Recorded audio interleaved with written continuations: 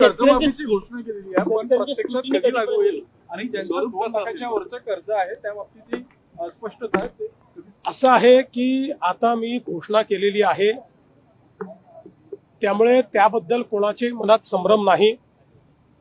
काही लोक वेगवेगळ्या गोष्टी पसरवण्याचा प्रयत्न करतात.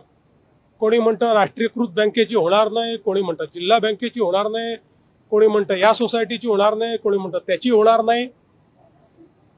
आम्ही 2 लाखापर्यंत कुठलीही बँक असो, ज्यांना पीक कर्ज द्यायचा अधिकार आहे अशा कोणीही दिलेलं पीक कर्ज हे आम्ही त्या ठिकाणी माफ करणार आहोत. केवळ आमचा प्रयत्न हा आहे, माफी शेतकऱ्याला द्यायची आहे, बँकेला नाही. त्यामुळे शेतकऱ्याला फायदा झाला पाहिजे याकरता त्याच्यावर आम्ही वर्किंग करतो आहोत. आम्ही यापूर्वीच सांगितलेलं आहे की 30 जूनच्या आधी आपण कर्जमाफी करणार आहोत. त्यामुळे आता बजेटमध्ये ती आली असल्यामुळे आता पुढच्या कारवाईला सुरू होईल. कमिटी याच्यावर काम करते. कमिटी बाकी सगळ्या गोष्टी या ठिकाणी सांगेल.